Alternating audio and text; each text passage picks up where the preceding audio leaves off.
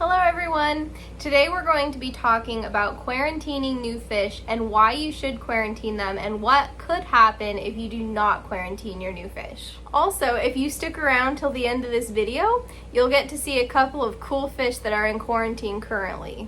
I'm going to start this video off with some bad news. So I did not quarantine some new fish. I added them to my 40 gallon right here behind me. And a lot of my fish in that tank died. Now, the fish were not sick that I added into the tank. Not that I could tell, they were not sick. I added 4 Corydora catfish because I had one lone Corydora catfish that I've had for like probably at least a year now.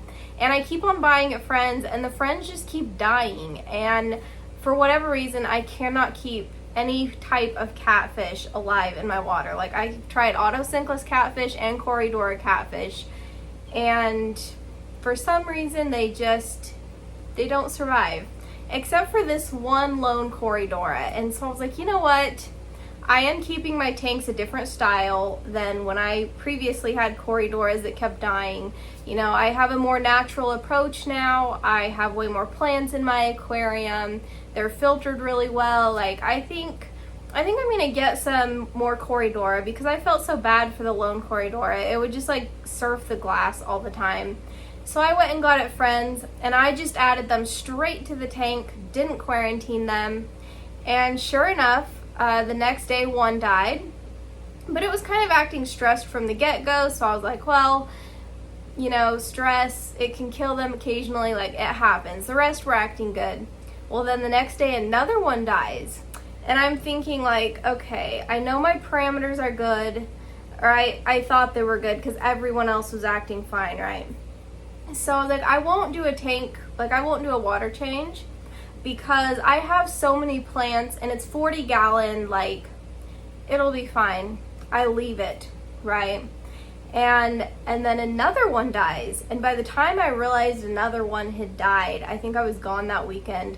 Well, you know, coming home at night, but I wasn't keeping an eye on my tanks very closely that weekend. And by the time that I realized the third one had died, so I brought home 4, right? And 3 of them died. However, the third one that died was my, the Corydora, my original one that I had bought the Friends for. It just died too, and it had previously been completely healthy. And so I was like, oh no, why are all my Cory catfish dying? The rest of the fish acted fine. And I don't remember if that was the day. I don't think I did a water change that day. I was like 3 dead fish. It's a 40 gallon tank. Like the water lettuce roots were like clear down into the sand. Like the tank was covered in plants and water lettuce roots, right? So I'm like, okay, I don't think that's too much bio load for the tank. It'll be fine. And I think it was like a few hours later, or maybe the following morning, I looked in the tank and Starfish, my female beta, was dead, and almost all my neon tetras were dead. I had 4, there was 1 left, and that one died the next day after I did a big water change. So when I seen that other fish were dying other than the catfish, I did a big water change, and none of the rest of the fish were acting stressed, which was strange. So, but yeah, I was pretty devastated to lose my female beta fish. I had a male and female pair in the tank. They'd been getting along well. Like, they would eat together without flaring at each other, and if you ask me, that's about as peaceful as beta fish can get, right? You know, he would chase her out of his territory occasionally, but she didn't have nipped fins. She didn't look stressed, and I know she didn't die from like him chasing her around because they were getting along really well. And the other fish were dying in the tank because the Corydoras died, right? So I guess all this to say, quarantine your new fish and do water changes. Like, as soon as you see a fish die, do water changes. Like, I don't care if you don't have test strips on hand. That's what happened to me. I did not have test strips because they had expired. I hardly ever test the parameters of my tanks. I rarely ever just have a tank that gets wiped out like that. It rarely ever happens. It's happened like maybe a handful of times in the last 6 years. And so I have some new fish in quarantine right now. And I will say this is the first time I've ever quarantined fish. I had to go buy a tank to quarantine the fish in because I didn't have any extra tanks to just plunk them in. I don't quarantine my fish.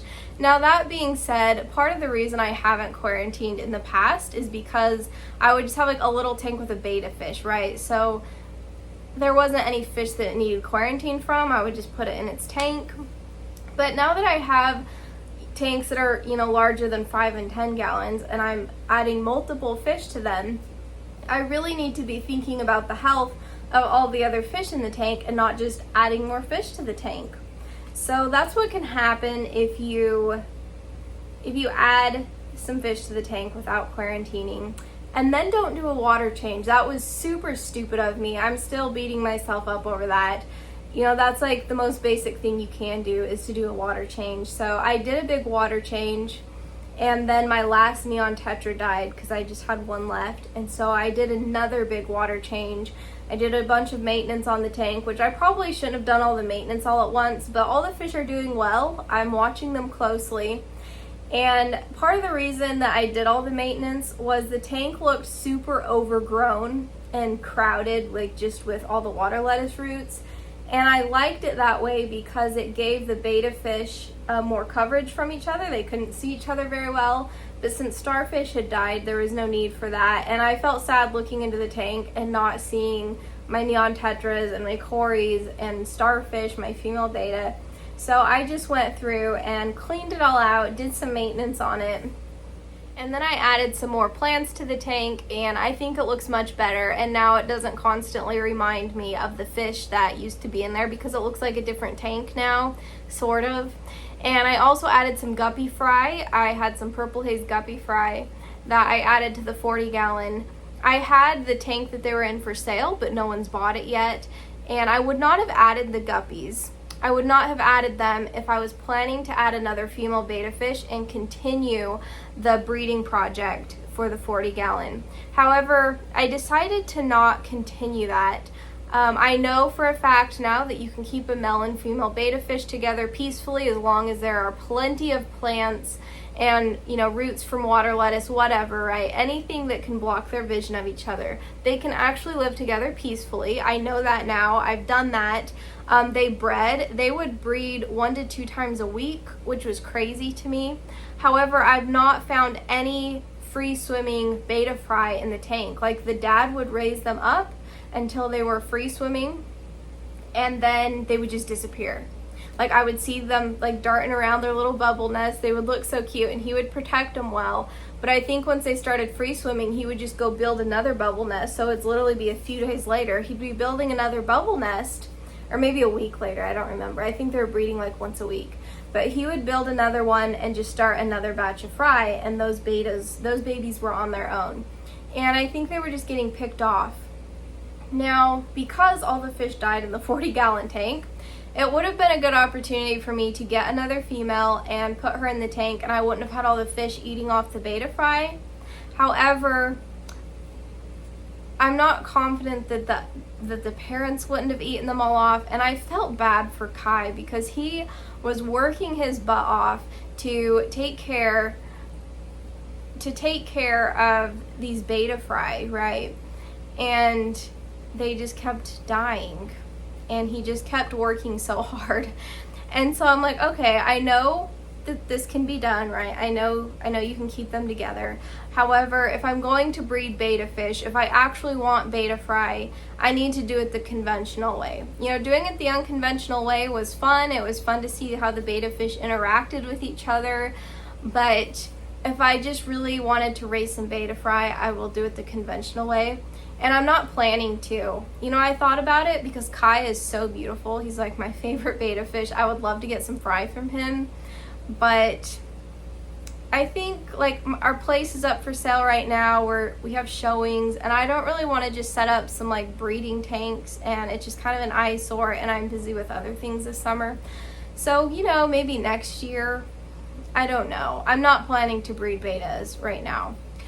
So Kai just has this 40-gallon tank all to himself with some guppies. They live very peacefully. He gets along great with the guppies. He doesn't chase them a lot or anything. He seems to like them. And I'm not worried about the guppies overpopulating the 40 gallon because there's a betta in there that can kind of pick off some of those fry. So it shouldn't ever get to the point where I'm having to scoop out a bunch of guppies.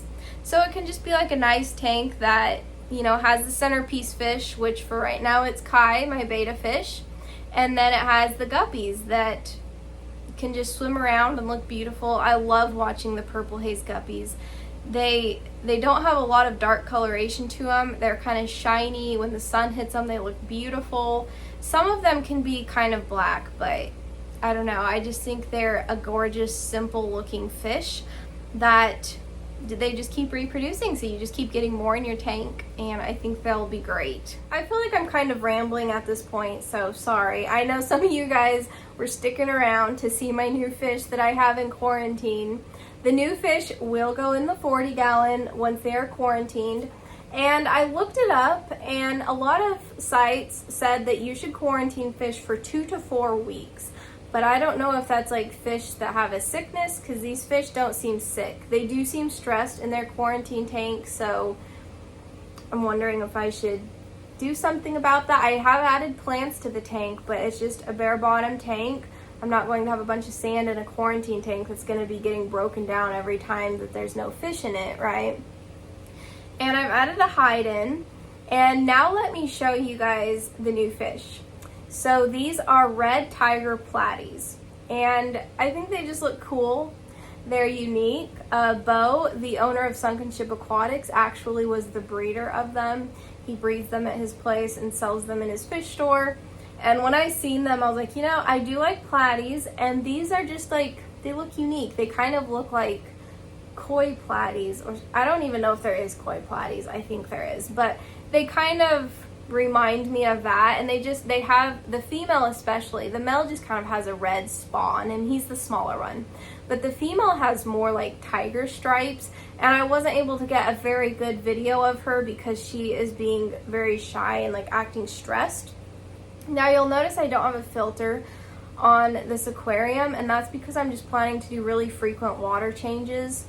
And I don't have a heater because the front of my house where the tank is at is staying around like 80 degrees. I'm not even joking. We're in an older house that's not insulated very well, so that part of the house does not stay very cool. So the tank does not need a heater. I have a thermometer on another tank out there, and it stays around like 80 to 75 degrees, the tank does. So the platy fish will not be too cold. They'll be just fine. I've added some Indian almond leaf and aquarium salt.